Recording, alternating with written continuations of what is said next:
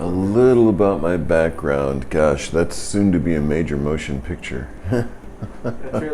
Yeah, right. Well, I accepted Islam in 1977 when I was 13 years old. And that's more than 40 years ago. I can't do the math. The numbers are too big. Yeah.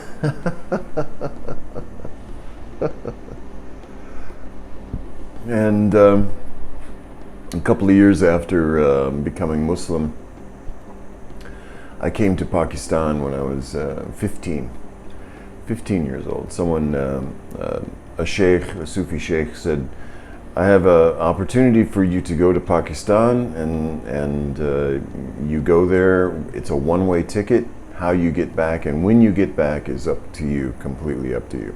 Would you like to go? And I said, sure. So that's when I first came to Pakistan. Was I don't even know what year that was, 1978, I believe.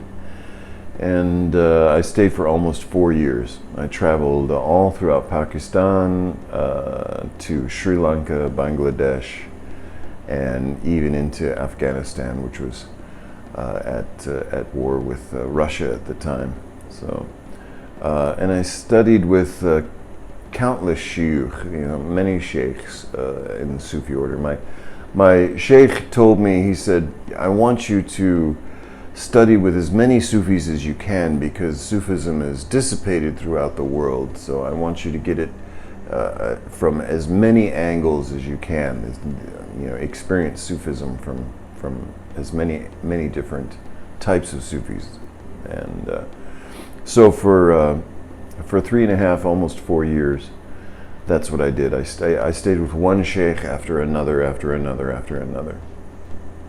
and then returned to the United States, raised a family, and with the intention of returning to Pakistan. But as I was raising a family and all that in the United States, I didn't really have a chance to come back to Pakistan. But now that my children are all grown, they're grown up with children of their own, they said, Baba, it's fine. If you want to go, we're all doing well. So, you can go ahead and go back to Pakistan if you want. So, anyway.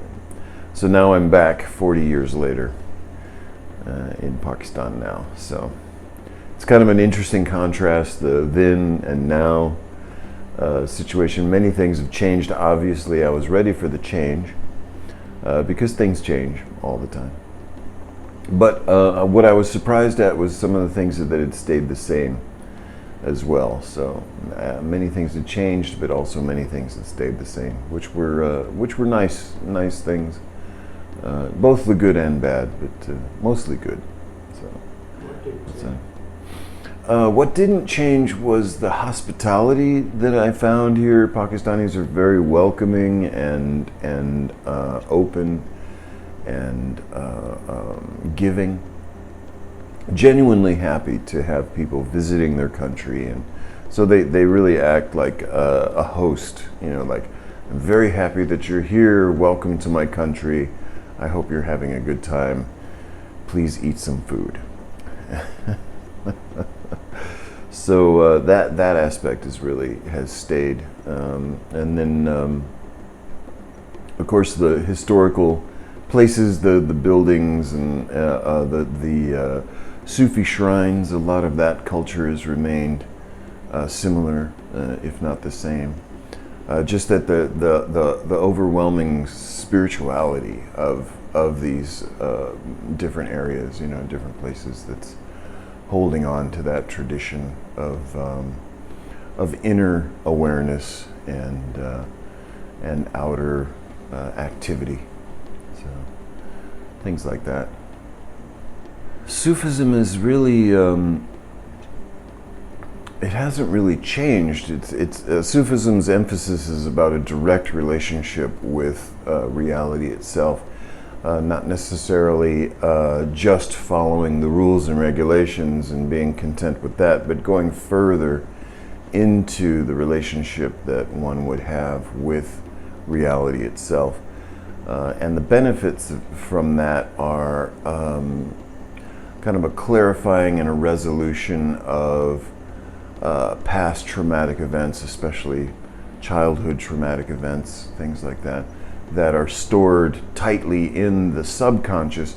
Sufism has a way of going into the subconscious and shining some light on the shadow, so that we can see that many of the things that we thought were problems and issues are really, once you shine light on them, are much smaller and calmer than we would think. So getting into that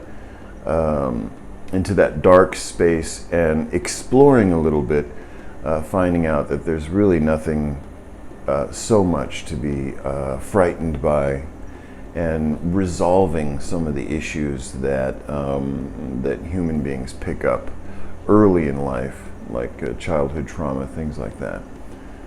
And then that leads to a more peaceful existence in life itself, let alone the afterlife, which hopefully will be a more gradual and easy transition at the time of death, because the Sufis are fond of saying, die before you die. Die the death of meaning before you die the physical sensory death. And basically, if you can put an end to the ego's perception of what life is and what the human being is, putting that to rest, having reality itself come alive, allows one to live a more calm and spiritual, happy, satisfying life. So that's the one of the basic tenets of Sufism is to